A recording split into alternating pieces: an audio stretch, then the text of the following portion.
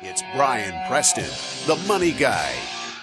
Buying a car is like a balloon that you're squeezing. And the fact that the transaction consists of truly four components. You got the purchase of your new vehicle. You got usually an existing vehicle, so you got a trade-in out there. You got the financing that's going to occur, on the transaction if you're not paying cash for it. Or that's even a decision. Are you paying cash? Are you financing? Right. We'll talk about that in a minute. And then the fourth component is that finance person, or, if you're buying a new car, they're going to ask you about extended warranties. Do you want something like that? So you need to look at this entire transaction as one big component.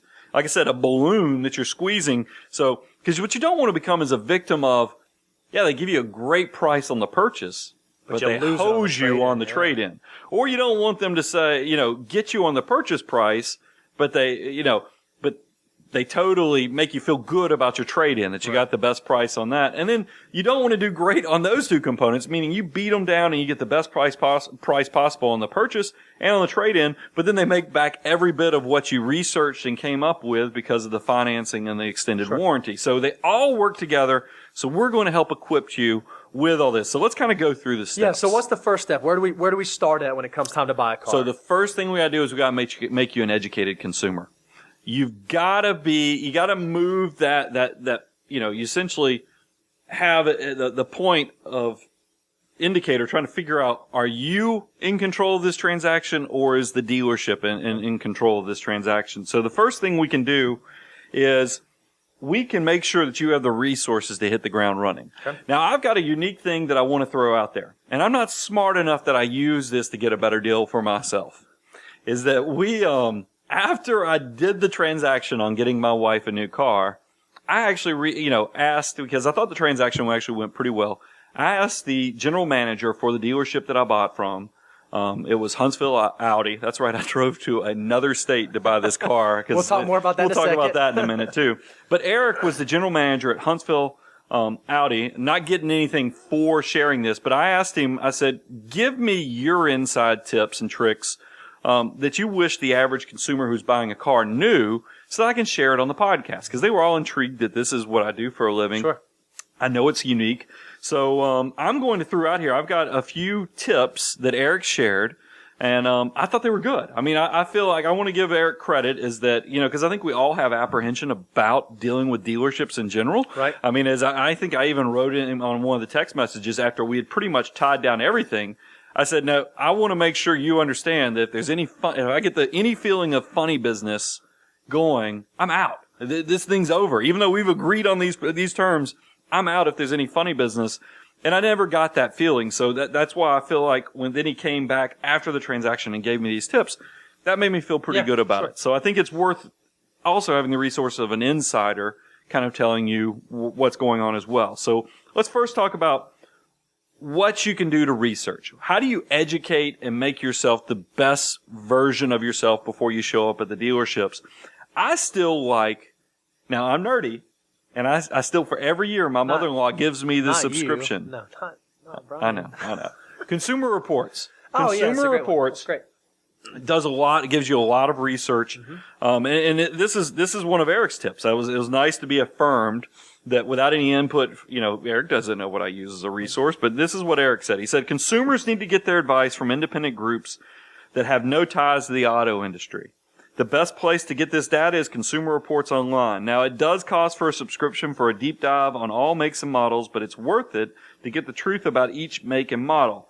Next, I would suggest Kelley Blue Book. They offer good sound advice on new and pre-owned purchases. So what you've just said, Brian, is that if I'm thinking about buying a car, or if I'm thinking about buying a Honda, I may not want to go to Honda.com and do all my research exclusively there. You could go do your Honda and build the vehicles. You can go see what features, because they're going to make it glossy and look as good as possible. But that when you actually need to go educate yourself to know what's marketing and what's actually a critical review of these indicators and options, you need to go have an independent source. And that's there is a whole entire, just like I bragged about that we're on YouTube now, and go check it out. Believe me, I want you to come see what we're doing on YouTube.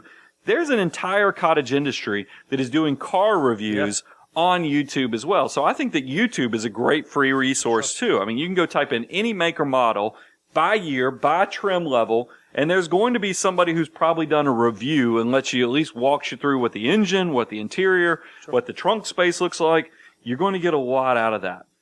The next one, I don't know if this is as popular as it used to be, but I still think that they do a great job. Edmunds. I think Edmunds, if you go to Edmunds.com, they provide a lot of resources and research, opportunities for you to look at, used cars, new cars, pictures. Go out there, and I'm going to explain in a minute how it can also be a purchasing tool. So that leads us to the next thing on your education experience of the test drive. Let's go test drive some vehicles and make sure we know what we want. Would you agree that the test drive, when you get to this part in the process, this is where you have the maximum point of risk? I mean, this is the most dangerous part of the process that you're involved with. Would you agree with that? Yeah. I mean, I think that when you get in that car, I think the new car smell is actually all the chemicals floating around in the air, but it very well could be, it's just like casinos, restaurants, and other things pump smells in to try to influence your behavior. When you sit in that car, that new car smell is going to hit you. You go put your hand on that steering wheel. It might be heated, might not be heated, but it might have leather wrapped. And then you go feel the seat engulf you, and you just go, this is it. This is where I need to be. This is it. And it very well could be where you need to be, but you need to make sure you keep the steps in order. Remember, go back to the basics I shared at the beginning of the show. You will not be buying this car in person if you want to keep the power. And so I think that's one thing. Even when you say, okay, we're going to go test drive, or if you and your spouse say we're going to go test drive, you go and lay the ground rules both to each other, to yourself, and then also to the person at the dealership you're working with. Hey, we're only here to test drive. We're not buying. We're not talking about purchasing today. That's a pretty good first step. Yeah, right? And you don't have to, look, we need to be polite. We always, one of the things that Dale Carnegie and making people feel special, treat people like you want to be treated, is that I would walk into the dealership and say, look, we know we want to buy a car in the next few months. I don't think it's going to be in the next week or two, but we need to do some research. We'd love to take a test drive of this vehicle. A lot of the websites will also just have where you can schedule a test drive. But treat the test drive as research and not the beginning of the purchase transaction. That is the key thing. Your discipline will be rewarded if you can keep this step in there. One of our associates. Well, before we talk about this next step, one thing I think, and this is something that in my personal car buying experience, we had this conversation. You notice how it was research then test drive. You also want to make sure that you don't set yourself up for disappointment. My wife and I talked about this, and there were a lot of cars that she wanted to go test drive. Right. That I was very aware were not on the table for us. And so we'd have a conversation about, okay, well, let's not go fall in love with that car just yet, because that's probably not where we're going. So I do think it's important, if you are going to test drive a car, make sure you're test driving cars that realistically are cars you're looking to purchase, not that dream car, because it's amazing as you get your first car mortgage, how they can make that car that doesn't fit. You have to keep some perspective is what you're saying. Yep. Because I hear what you're saying. Because when you needed to have the car reflect the budget, and if you would have, you go test drive the car that fits the budget, you're going to love that car. You're going to love the smell of it.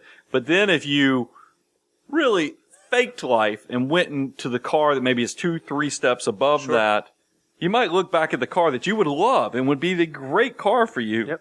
But since you don't have your priorities in the right order, it's going to screw things up. Yep. So I think that is great advice. That's not even on my notes, Bo. So I got to save some stuff. That's awesome. I love it when you pull stuff out like that on me. But here's a tip we got from one of our associates, Matt, here at the office. He said, CarMax is a great place to do research for vehicle purchases, because you can go to CarMax and test drive a lot of different manufacturers. It's also a low stress environment.